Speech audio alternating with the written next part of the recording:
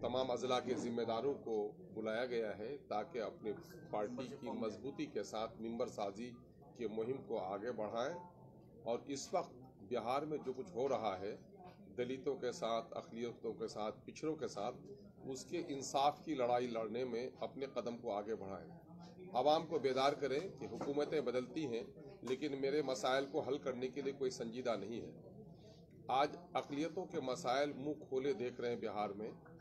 अक़लियतों के बच्चों की तालीम का मसला हो, उनकी नौकरी का मसला हो, चाहे उनकी सियासी नुमाइंदगी का मसला हो, उसकी समाजी हैसियत हो, उनके जान व माल और इज़्ज़त व आबरू की तहफ़्फ़ुज़ का मसला हो, या उर्दू का मसला हो, या अक़लियत से जुड़े हुए दूसरे मसाइल हों, इन मसाइल पर हुकूमतें संजीदा नहीं हैं।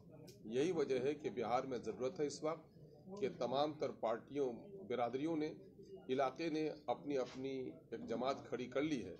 इसलिए ज़रूरत है बिहार में कि महरूम तबकात का, वंचित लोगों का एक समूह तैयार हो और बिलखुसूस मुस्लिम माइनॉरिटी के लोग जिनको हर महात पे नज़रअंदाज किया जा रहा है, उनके मसाइल की आवाज़ सियासी ऐवानों में उठे। उसके लिए हम लोगों ने अपनी मेंबर साजी मुहिम को बड़ी मजबूती और तवानाई के साथ बिहार में शुरू किया है और हम चाहते हैं कि आप लाखों लोग हमारे मेंबर बने और MIM का पैगाम पहुँचाएँ कि हम दूसरे लोगों के तरह सिर्फ इक़्तिदार के लोग भी नहीं हैं।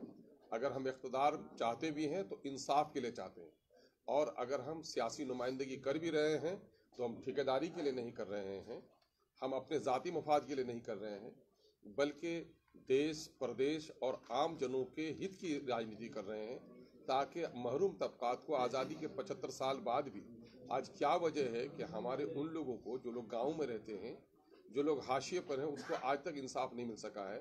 तो असल ये है कि हम पूरी तवानाई के साथ इंसाफ दिलाने के लिए पूरी एक मुहिम का आगाज़ किए हुए हैं। उसी के लिए आज ये हमारी मेंबर साजी का फॉर्म है जिसको हम लोग दो चुनाव में जो रिजल्ट आया उसके बाद सोशल मीडिया पर लगातार आप पर इल्जाम लगा कि आप बीजेपी की मदद कर रहे हैं, एक नई टीम आप बना करके फिर अगले चुनाव की तैयारी में है। इसका मतलब यही है ना कि अगर हम सियासी गलियारों की बातों में आपसे सवाल पूछें तो बीजेपी की बी टीम बड़ी होगी, यही बात है? देखिए, कौन क्या कहता है हम उसकी परवाह नहीं करते। मैं तो समझता हूं कि ज़मीर अगर जिंदा है, हया बाकी है अगर, तो ये कौन लोगों के जुमले हैं? ये जुमले अगर दूसरे लोगों के हैं जिन लोगों का कोई वजूद नहीं है तो उसके जुमले पर तवज्जो मत दीजिए। बिहार के गठबंधन का अगर है तो बिहार के गठबंधन को पूछिए कि बिहार में 17 सालों तक बीजेपी को दूध पिलाकर, अपने गले से लगाकर RSS के बातिल नज़रियात को, ख़तरनाक और नापाकीज़ा नज़रियात को बिहार में स्थापित करने का प्रयास किसने किया? मैं समझता हूं कि बीजेपी की बी टीम अगर कोई है तो गठबंधन में दाखिल है। आज गठबंधन उसके साथ है। MIM बीजेपी की बी टीम कैसे हो सकती है? MIM की एक रोशन ताबनाक तारीख रही है कि MIM ने हैदराबाद से अपना सफ़र शुरू किया है। हैदराबाद में जाकर देख लिए अक़लियतों को, दलितों को इंसाफ दिलाने के लिए और फ़िरका परस्तों के पंजों को मड़ोड़ने के लिए जो लोग सांप्रदायिक शक्ति और बीजेपी के नज़रियात को फैला रहे हैं, उसकी पूरी तरदीद करने के लिए कोई एक आदमी पूरे मुल्क में अगर मजबूती के साथ खड़ा है, उसका नाम बैरिस्टर सैफुद्दीन अवैसी है। हम मुल्क के वज़ीर आज़म, वज़ीर आला की लड़ाई नहीं लड़ रहे हैं। इस मुल्क में कमज़ोर तबकात को इंसाफ दिलाने की लड़ाई लड़ रहे हैं। जो लोग जालिम हैं, जिन लोगों ने अक़लियतों के वोट को गुलाम बनाकर रखा और ये लगता है कि मेरे दरवाजे से अब नहीं गुजरेंगे, इन्होंने अलग पगडंडी बना ली है, ऐसे लोगों के पेट में ऐठन हो रही है। इस तरह इसलिए ऐसे जुमले बोल रहे हैं। मैं अक्सर बोलता हूँ, सामंतवादी विचारधारा जो वो यही है कि गरीबों के बदन पर अच्छे कपड़े देखते हैं तो उसके बदन में नोचनी होने लगती है। जब मुस्लिम माइनॉरिटी के दरमियान में लीडरशिप उठकर खड़ी हुई है तो मिटाने का कोशिश भी किसने किया? आपने देखा नहीं?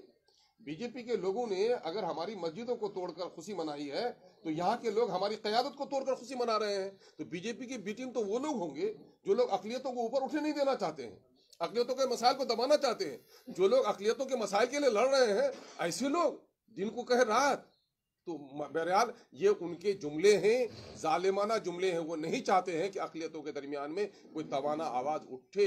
इसी वजह से बौखलाहट की बुनियाद पर वो ये बात कह रहे हैं। जिनके पाँव तले ज़मीन खिसक रही है वो इस तरह की जुमलेबाजी कर रहे हैं। हम उनके इस जुमले की कोई परवाह नहीं करते हैं। हम अपने मंजिल की तरफ रवां दवा हैं। मतलब RSS और गठबंधन दोनों के खिलाफ है ना? जी, आपने कहा कि RSS का डर दिखा रहा है, मतलब कि RSS से डरना सही नहीं है? यकीनन नहीं डरना है, मुकाबला करने की जरूरत है। और इस देश से जिनको भी मोहब्बत है उन तमाम तर लोगों को अमन के क़याम के लिए लड़ना है और नफरत की सौदागरी जो लोग करते हैं उनके खिलाफ लड़ाई लड़नी चाहिए। मतलब मुसलमान अब महागठबंधन की ओर नहीं जाएंगे, एआईएमएम की ओर अब जाएंगे या नहीं जाएंगे मैं वो नहीं, मैं तो ये कहूंगा मैं अपने करीब लाऊंगा। वो तो आपका आरोप लगाते हैं कि आप वोट काटने की राजनीति कर रहे हैं। मैं आज सुनिए, मैं ये कह रहा हूँ कि ये कोई आवाम नहीं लगाती है, ये वो लोग लगाते हैं जिन लोगों ने अक़लियतों का वोट लेकर उनके तकदीर को काटा है, उसके नस्लों के साथ नाइंसाफ़ी की है। पता है, अगर हिम्मत है, अगर आप गठबंधन के लोग ये मुझे कहते हैं कि मैं वोट काट रहा हूँ, तो 15 साल हुकूमत रही है समाजी इंसाफ की और 17 साल हुकूमत रही है इंसाफ के साथ तरक्की की। अगर हिम्मत है तो व्हाइट पेपर जारी करें कि इन 32 सालों में मुसलमानों के वोट तो इनको मिले, लेकिन मुसलमानों को नौकरी क्या मिली, सियासी हिस्सेदारी क्या मिली, वजारत में क्या हिस्सा मिला। अगर हिम्मत है तो व्हाइट पेपर जारी कर दें। अगर वो मुसलमानों को हक देने के लिए तैयार है तो हम तो, हमारी कोई ज़रूरत ही नहीं है, चूंकि उसने जुल्म किया है, चूंकि उसने नाइंसाफ़ी की है, चूंकि उसने हकमारी की है। यही वजह है कि अक़लियत का नौजवान आज उभर कर सामने में आया है कि हम सीना सपर हैं। बीजेपी ने हमारी गर्दन काटी, हमारे इबादत खानों को तोड़ा, हमारे मजहबी इस पर हमले कर रहे हैं, हम उनका भी मुकाबला करेंगे। लेकिन हम जो लोग गर्दनों को हमारी तलवार से काटते हैं वो भी हमारे दुश्मन हैं, लेकिन जो लोग शरबत में जहर मिला के हमको पिला रहे हैं वो भी हमारे दुश्मन से कम नहीं है। इसलिए दोनों से होशियार होकर अपनी ताकत की जरूरत है। फिर ये लोग अगर गठबंधन की बात करते हैं तो मैं कह रहा हूं कि तुम्हें कहते हो कि हम वोट काटते हैं, हमने तो साफ तौर पर कह दिया 2019 में स्टेट लेवल पर हम लोगों ने प्रेस कॉन्फ्रेंस करके कह दिया कि साहब फिरका परस्त ताकतों को हटाने की जरूरत है, लाइक माइंडेड पार्टियों के साथ हम समझौता करने के लिए तैयार हैं। अगर आपको लगता है कि हमारे वजह से, तो मेरे दिल भी खुले हुए हैं, मेरा दरवाजा भी खुला हुआ है। हम तो चाहते हैं कि गठबंधन के साथ मिलकर काम किया जाए इस वक्त, लेकिन ये लोग ये चाहते हैं कि नहीं, अक़लियतों को महरूम रखना है, अक़लियतों की आवाज नहीं उठने देनी है। तो अक़लियतों के दुश्मन कौन है, फैसला कर लीजिए। 2 चुनावों में जो परिणाम आया उसके बाद अगर आपको 24 और 25 में तेजस्वी यादव आपको बोलते गठबंधन में आने के लिए, तो आप जाएंगे? मैं कह रहा हूं कि देखिए, गठबंधन में वो बोलेंगे, ये बात तो आप बोल रहे हैं ना, उनकी जरूरत होगी तो हम सब में यकीनन है। मशरूत तौर पर हमने ये कहा है कि छोटी बुराई को बड़ी बुराई के मुकाबले में बर्दाश्त किया जा सकता है। लेसर इविल पर दुनिया चलती है। हम अपने शरायत पर, और मेरी शरायत क्या है, मेरे जाती मुफाद के शरायत नहीं, बल्कि बिहार की शोषित पीड़ित महरूम तबके के मसाइल को हल करने के ताल्लुक से और फिरका परस्तों से अलग रहकर अगर कोई बात करेगा तो हमसे बात करने को तैयार है। आरजेडी एमएलसी का कहना है कि तेजस्वी यादव शराबबंदी हटाने के पक्ष में है। नीतीश कुमार के कई मंत्री और विधायक शराब पीते हैं। अब ये तो उनसे पूछिए, अगर ये बात कह रहे हैं, अंदर के आदमी कह रहे हैं, तो उसमें कुछ सच्चाई हो सकती है।